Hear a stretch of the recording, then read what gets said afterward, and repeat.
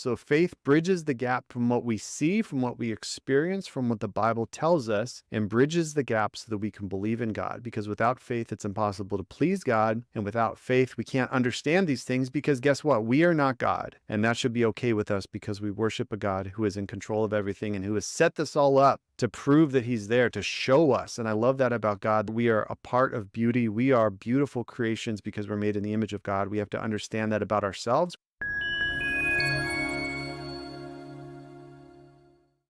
Welcome to the Eyes on Jesus podcast with Drew and Tim. We're here with you today. We appreciate your support. And if you like these episodes, please share them, rate, let us know your comments. We'd love to hear from our audience as well. Also, we are on YouTube. You can see our lovely faces on there. We're on Rumble. We have a pretty large following now on YouTube, as well as Spotify, Apple Podcasts. We have a Facebook community page. Lots of cool stuff happening, and we love doing this, hopefully helping you keep your eyes on Jesus. In today's topic, we're talking about creation and how all creation points to a creator. And so we're going to talk you through some things. This is kind of an apologetic episode, if you will. It's kind of a scientific episode, and neither one of us are apologists or scientists. And so we're going to go with some things that have found and experienced, and with the ultimate goal of helping you understand that whether you believe in God or not, more than likely you do if you're listening to this episode. But as we keep our eyes on Jesus, as we're surrounded by creation, as we're surrounded by beauty, as we're surrounded by this world that, will both be restored and we'll have a new earth, and our current earth we're in charge of now, we have a responsibility to recognize that even though we don't see God, we can recognize him through his creation. So Drew, what is your favorite example that you have of experiencing God's creation and just saying, oh man, this is amazing? Yeah, without a doubt, it's Banff, Canada, Banff, for those listening that are like, what did he say? Banff, Canada. I went there with my wife, and it was for our 10-year anniversary. And man, the most beautiful place I've ever been. I mean, it's really not even close. Like, I don't know what second would be. It would probably just be like the top 10 things I saw at Banff, and that would be my top 10. It's really special, and it's the mountains, it's the crystal looking water in different lakes, and we got to hike a glacier and stand at the top of a glacier on top of a mountain. Like, it was just wild, right? Like, just things that you never would have thought to experience. And there's just several moments where you just pause and you look around and you're just like, man, there's something about this that makes you really feel like you're just closer to heaven. Yeah. There's something about this that makes you feel like there's definitely a lot more going on than just you in your own little world. In fact, there was this one lake we came to where it was like a rapid, and there were these huge evergreens on each side. And the evergreens were, God, like 30, 40 feet in the air. Wow. And then they perfectly lined up to this mountain peak. So you had this mountain peak with snow, and the snow had melted and run down the mountain and created this river that had created all these like healthy, huge growing trees. And I'm just looking at it, and not only is it completely like symmetrical, like they're running parallel with each other, the mountains in the middle, like it was something you'd paint on a canvas, pretend. Yeah. And I'm just like, man, I can't believe people think that this just happened. And, my entire life, one of the most consistent things that I've heard from my dad, from honestly older men who are much more wise and have much more life experience than I do, when it really comes down to, do you believe there's a God?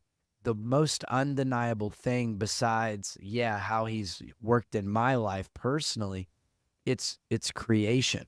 And I think creation's meant to be undeniable. I think creation is meant to be, something you can't look away from. Romans 1:18-21, if you read the back part of that there, it's for since the creation of the world, God's invisible qualities, his eternal power and divine nature have been clearly seen, being understood from what has been made so that humans are without excuse. Yeah. For although they knew God, they neither glorified him as God nor gave thanks to him. And so what that verse is essentially talking to is people who have turned away from creation, people who have lived their entire life on this earth and been like, yeah, no, there's not a God. This all just happened. Like you're not acknowledging that there has to be a creator in order to create something that is this profound, this detailed, this organized. I mean, it's just so incredible, from every animal to every plant to, if you get into like even like the oxygen and carbon monoxide and all this kind of stuff, like it's really incredible. And then the human design and the human brain and the human heart and the way our body exists. Yeah.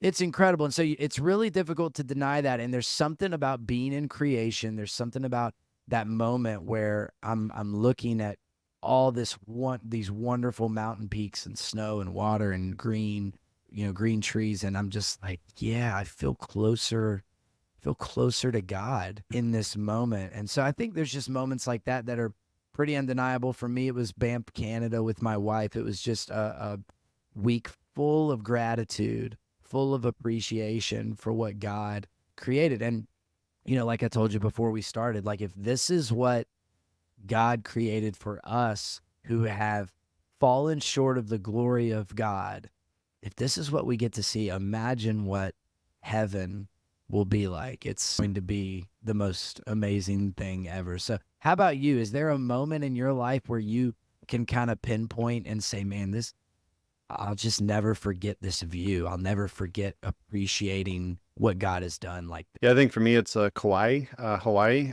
We went there on our honeymoon, and it's, one of the Hawaiian islands that is less industrialized. There's not skyscrapers on the beach. It's kind of like this one road that goes around the entire island. It's where they filmed some of Jurassic Park, and it was just looking at it with, without the man-made imprint on so much of it, and seeing like the beauty of the tropics, or the waterfalls were just amazing. And the ocean was so blue and beautiful. And I think for me, that was like, because I had been to Hawaii before on Waikiki Beach, and that's still beautiful and stuff, but there's something about, stepping away from man's imprint on it and just seeing what God created that is very special. And, as we talk about this creation, Psalm 19:1 says, the heavens declare the glory of God. The skies proclaim the work of his hands. Day after day, they pour forth speech. Night after night, they display knowledge. And, creation is something that God chose to make so beautiful. He chose to make so intricate as a sign of his power, as a sign to others to see, like you said in Romans, that there's no excuse to not at least believe there's a God, and then to find which one's right, to find Jesus through that. But that's the starting point, to recognize that all this didn't just come from primordial ooze. You have the example of, you can't just take all the minuscule parts of a watch and throw it in a box and shake it and expect to have a Rolex come out. I mean, there's a lot of wisdom in that. And then you have so much of science that seeks to disprove God and come up with theories like the theory of evolution, which is further that we get away from Darwin, the further that science sees through things like DNA and stuff, that, yeah, we have no species in between species. We have no really evidence of this. It really just was a theory, but people hold on to that dearly. And why do scientists hold on to this? Because then they can not be accountable to a God. And that's the ultimate reason. And science and religion has not always been at odds with one another. You look at history, there's been many scientists that have been religious, that have believed in God. And it's not an either or. You don't have to believe, well, I either believe in science or I believe in God. That's just a false dichotomy that has been presented to us to make us think we have to choose. We don't have to choose. We can believe in science, we can believe in order and structure, and also believe that there's a God that set it up. I love if you remember Carmen, there's an old Carmen song that There Is a God is the name. And the very beginning is like a monologue. And I pulled this up. He's like, 93 million miles from the blistering surface of the sun hangs the planet Earth, a rotating sphere perfectly suspended in the center of the universe. And it goes on and on about all these reasons why God exists. And then it goes on to, there is a hope, there is a light, and I know there is a God. And then the music picks up and all this stuff. So classic Carmen. But, that's when we look at God, is some people want to deify creation. Some people want to say that, oh, well, creation's so intense and the universe is infinite, which it's not, that we just want to worship creation. And that's Right. not that's not where we go either. And Colossians 1 reminds us that Jesus is the image of the invisible God. All things were created through him and for him, and he is before all things, and in him all things hold together.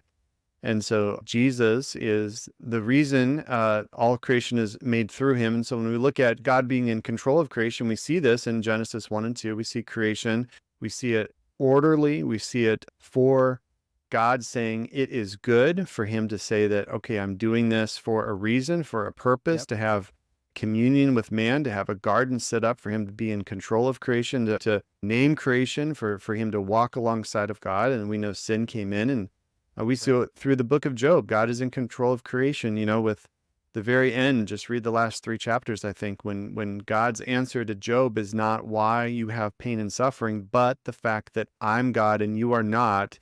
Can you control creation like I can? And God gives all these examples to Job about how, Right. I do all this stuff through creation. You have no right to have anything to say against me just because Right. you're going through this, right? I love when he says, "Surely you know." Surely you know how to hang the stars. Surely Yeah. you know Tell me how if you to. know. Yeah, Yeah. tell me, right. Tell me if the oceans need to go. And like, oh man, that was just, yeah, it's a great part. And we see Jesus commanding the winds and waves, showing that he is in control of creation. Even Jesus said the rocks would cry out if they told the people Yeah. to not sing Hosanna. And God used earthquakes, plagues, a Red Sea throughout Exodus for judgment. It's a beautiful picture of the plagues of Egypt, is that they were in judgment over the gods of Egypt. If you ever seen a graph where each one of the plagues was in judgment to one of the gods or demons that Egypt worshipped, for God to say, no, I'm Yahweh. I'm the one that is in control, not your false gods. And so God uses creation for his glory. And we see throughout the universe, this is fascinating that, as we believe in the Trinity, Father, Son, Holy Spirit, that there are many other trinities, if you will, throughout creation. And I think they're put there as kind of a reflection on God, right? Again, not that they are God, but also that God kind of leaves his imprint upon creation. And so you can look at all these and say, oh, those are just coincidence, or you can look at it with the lens of, oh, wow, a Trinity God that is one made the universe with kind of his stamp. As we're made in the image of God as humans, there's other stamps of God upon creation. For example, we are spirit, soul, body. The universe is space, matter, time. Space is identified in the first dimension, seen in the second dimension, and experienced in the third dimension. Time is future, present, past. Matter is 3 components of the atom is protons, neutrons, and electrons.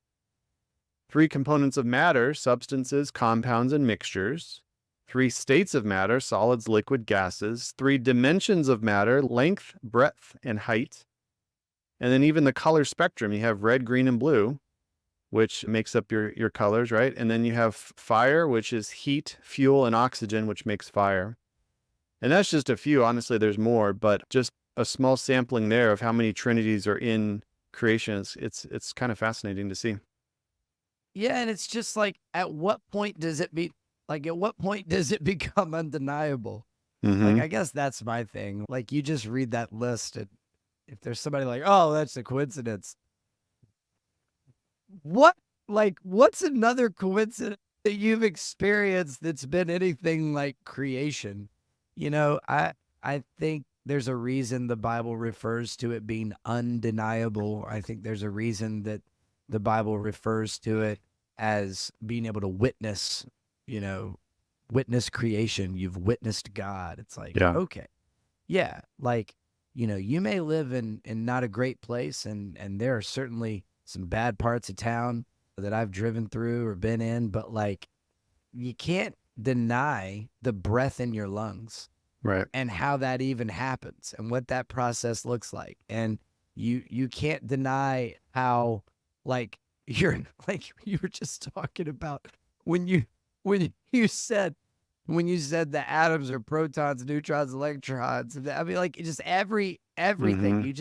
You can't deny this stuff, and it's certainly well beyond anything we can understand. Certainly well beyond anything we can create on our own. So Yeah. it's it's impressive. It's stuff like this that kind of like just it excites me. It makes me excited for people to really grasp this and understand this, Yeah. because once you start looking at creation from the lens of, oh, God made this, your ability to have gratitude, your ability to recognize and remember God, your ability to just take a drive and appreciate life, like, it Yeah. shifts, it changes.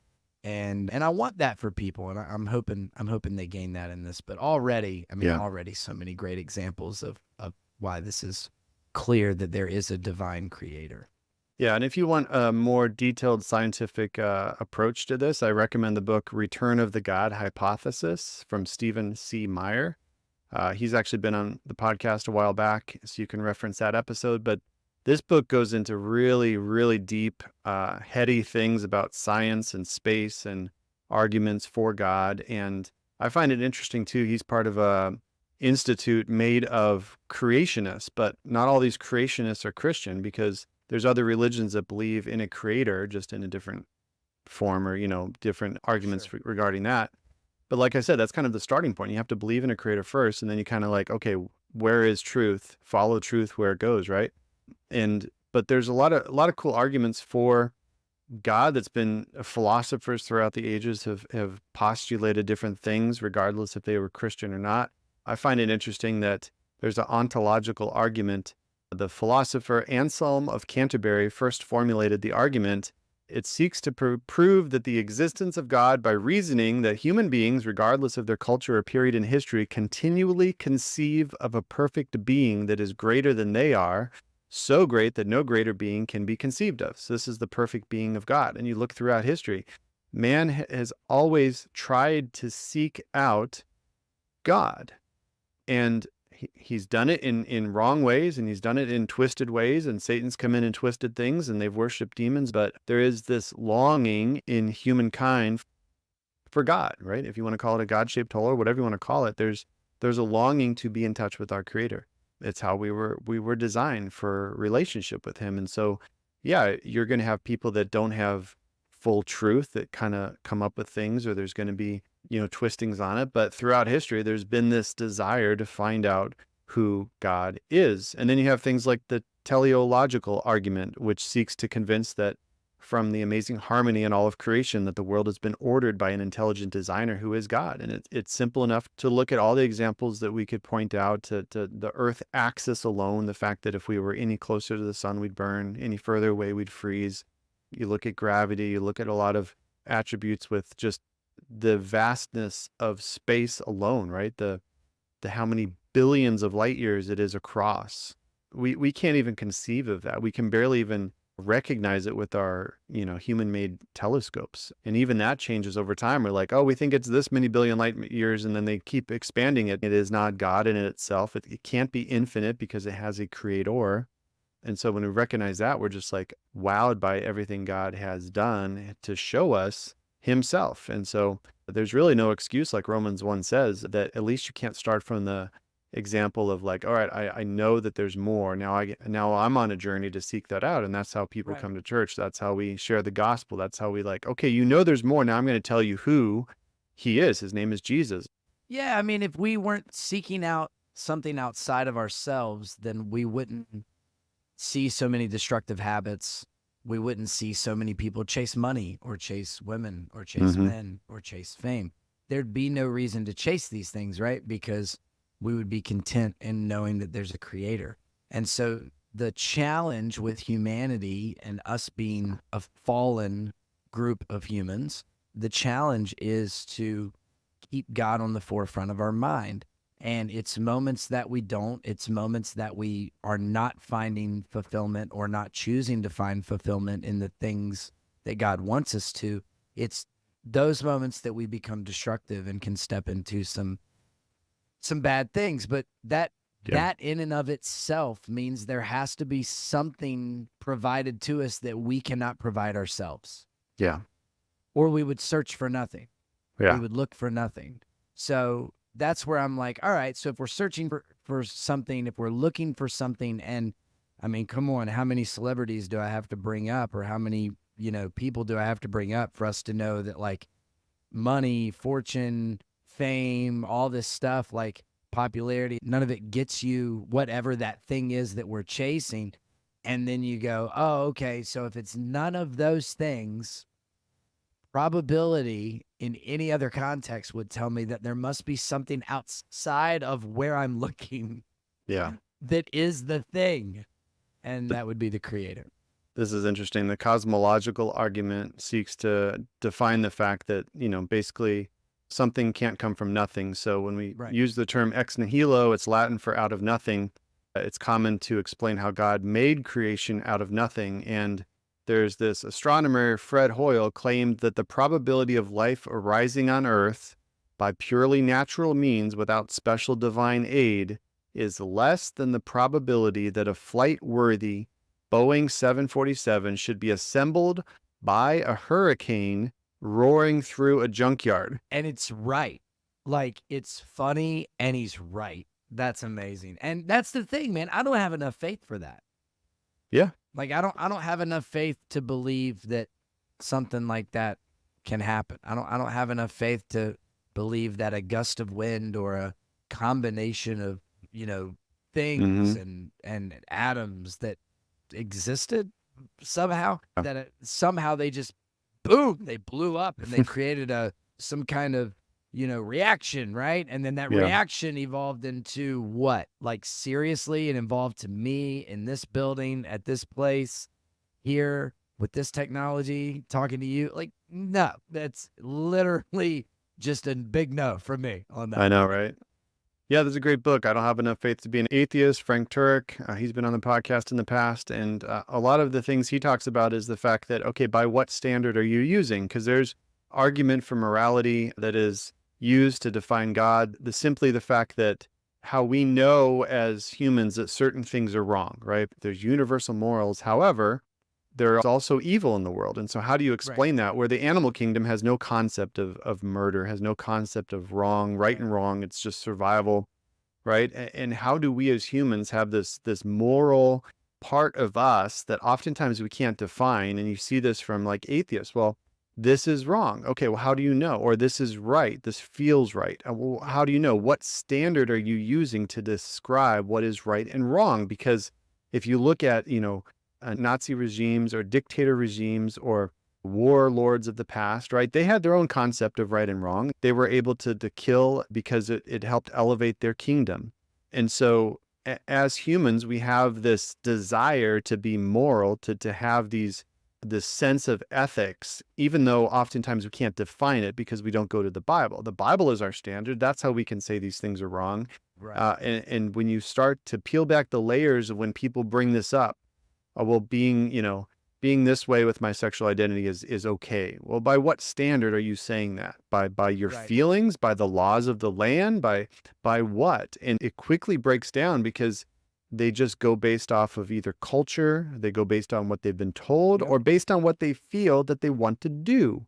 And so that's why we're called to a higher standard through the Bible. God has given us a moral code. He's given us, the law of Moses was 613 laws, which was a burden for them to try to meet them. And so when Jesus came and said, I'm going to give you two laws, love God and love others.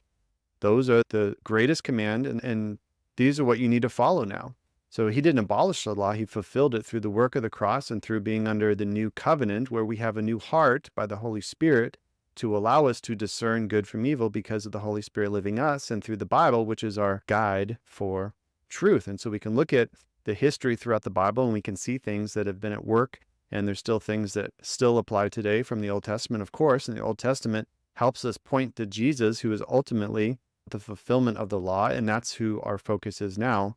So all that to say the fact that the moral code that we abide by, and people point up, well, you can't wear multiple threads, you can't have tattoos, because they look at Deuteronomy or Leviticus and they don't see the entire tapestry of the Bible pointing to Jesus, which is God's fulfillment of, okay, sin came into the world. I'm going to, from the very beginning of the garden, I'm going to say that there will be an offspring that will come that will destroy the work of the enemy. And you see that throughout different typological approaches through the Bible, through the Old Testament, pointing to Jesus, through the fulfillment. You have to understand this. You can't just be from looking on the outside, pointing at a Bible verse and saying this discredits your religion. It's not how it works. Yeah, and when you stop looking at the Creator as the authority, lawmaker, and lawgiver, then you become the authority, the lawmaker, and That's the right. lawgiver. And that's what's happening right now in our society is we have people that have turned away from God. And since they've turned away from God, God is no longer the authority, the lawmaker, the lawgiver. Therefore, they become the authority, the lawmaker, and the lawgiver. And that allows me to, well, say whatever the heck I want. And so that means that it can be any sexuality, any gender, anything, because even though God said he created them male and female, who's God to me? Right? And so now I get to create my own law. And then if I contradict myself, right? Like, I don't know, just to pull an example out of the air, if I was to say that, someone being bisexual, which would be part of the LGBTQIA plus community, bisexual would imply that there's two genders. But let's move on. Even when something happens where you contradict yourself like that, it always then becomes the other person's fault because, like, you made me do this or you made me this way or whatever. So that's what's happening. So we have a group of people that have said, from a gender standpoint or from a war standpoint or from a whatever, even religion standpoint, that God is no longer the authority. And if God's not handing out laws and is not the authoritative figure and the lawgiver, lawmaker, well, then heck, I'll be the lawgiver and lawmaker. And the problem with that is then you become the judge. And that's why everybody loses their freaking mind over everything, because now you are the lawmaker and the lawgiver. And anybody that goes against you that made the law, you are now the judge. And you will yell at them and scream at them and judge them. And, that's what we've become. And so we have all these little gods. All these little gods set up. We have a little god named Ukraine and a little god named Russia and a little god named Gaza and a little god named Palestine and a little god named LGBTQIA or Pride Month. Like you have these little gods. You just have all these little gods, and they all have their own laws and they all have their own judges, and that's gonna and it feels good. Oh, it feels great. Yeah, it feels great. Geez, who? I had a period of my life where I was the lawmaker and the lawgiver, the judge, all that, and the jury. Like, I had a period of my life where I was like that. It's great, right? Right? Why wouldn't we just live like that? Well, because at some point you wake up and you realize, oh, this goes against creation. This goes against God. This goes against everything of who I'm meant to be. So, it's really difficult. Yeah. Another interesting part of creation is DNA. So this is something newer in human history to understand. In 1860s, someone discovered DNA, but it wasn't until 1950s that they started to formulate accurate descriptions of this, leading to the Human Genome Project in 1990. I would encourage you to look at Francis Collins' book on this. So I believe he was an atheist turned to God because of his discoveries in DNA. He says, it's humbling for me and awe-inspiring to realize that we have caught the first glimpse of our own instruction book, previously known only to God. And also Bill Clinton on June 26th of 2000, believe it or not, congratulated those who completed the human genome sequencing and acknowledged DNA as God's creation. He said, today we are learning the language in which God created life. We are gaining even more awe for the complexity, the beauty, the wonder of God's most divine and sacred gift. So that's Bill Clinton for you. I think when you look at DNA, it's amazing to me. So every cell in your body, the DNA code is 3 billion letters long. Like, I can't even fathom that. That's insane. Yeah. I mean, that's just, God's just showing off at that point. He's just showing off. He's just like, but it's also showing that, like, DNA can't come from evolution, right? There is something specific and this is coming up in the 90s. This is way after, the theory of evolution was even postulated. They didn't even know about this. And now we have this blueprint for us on how we are designed. It's just amazing. I think he says too here, one more quote is that Francis Meyer says, whether we are looking at hieroglyphic inscription, a section of text in a book, or computer software, if you have information, you can trace it back to its source.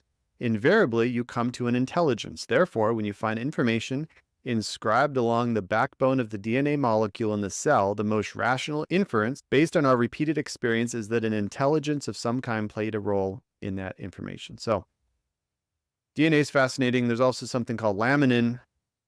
This is hotly debated. This is not necessarily a correlation, but some people say it's the shape of a cross. It influences cell differentiation. It influences cell migration. Laminin is a real thing, but a lot of people think that it actually, the way it's designed, points to a cross. Whether it does or not, it's still something that's used to hold life together, basically, in organisms. So, but DNA is definitely something amazing to study if you're into the scientific part of it. So, Yeah, and when you get into like recognizing that all these different stories of the Bible and these different symbols that were used are now symbols we use for things today, mm-hmm. you know, like even the symbol of medicine and like what that represents with the snake around that. It's just incredible to just think that somehow you'd be blind to all that, you know? And I guess in all fairness, I guess at some points I've probably been blind to it. But to just like totally discount it and be like, series of coincidences for thousands and thousands of years, just Yeah. series of coincidences. I don't see it. Yeah, and what trips us up, I think, is that we feel like we have to understand everything. You know, whether it's creationism, the age of the earth, the details in space, you know, black holes. There's a lot that we don't understand. And whether you believe in a young earth or old earth, we believe that God designed the earth. You know, if there was a big bang, there was a big banger. And so regardless, science does not conflict with God. And there's so little that we actually know. I mean, just go read a 1950s science book, right? I mean, it's outdated. It is useless because we are constantly learning things, whether it's discoveries of things that really happen in the Bible where people are like, oh, that civilization didn't exist. And then you find, you know, archaeological evidence of it years later. So we have to take these things on faith. In Hebrews 11:3 says, by faith we understand that the universe was formed at God's command, so that what is seen was not made out of what was visible. And so there is an element of faith that is required to believe in God, to understand these things, because, you know, science has to create things in a lab. They have to have an order to things. They have to recreate it in order for it to be proven. And you cannot recreate the creation of the world. You cannot recreate certain things that are, you know, they're trying to clone humans. You can't create a soul. You can't do a lot of things as science, which then says, well, if I can't take it 100% of the way, then there's no point for faith. There's no point for faith. So faith bridges the gap from what we see, from what we experience, from what the Bible tells us, and bridges the gap so that we can believe in God. Because without faith, it's impossible to please God. And without faith, we can't understand these things because guess what? We are not God. And that should be okay with us because we worship a God who is in control of everything and who has set this all up to prove that he's there, to show us. And I love that about God, the fact that we don't live in these little like isolated, dark, you know, cages, right? I mean, we are a part of beauty. We are beautiful creations because we're made in the image of God. We have to understand that about ourselves. We have to understand that about other humans that oftentimes we curse with our mouth, that Satan wants to destroy, the fact they are made in the image of God. Whether or not they're rebelling from God at this moment, God still loves them and they're still made in his image. And so that means we need to show them love as well. Preach on, preacher man. Final thoughts. Yeah, my final thoughts are I think we just covered a ton of material.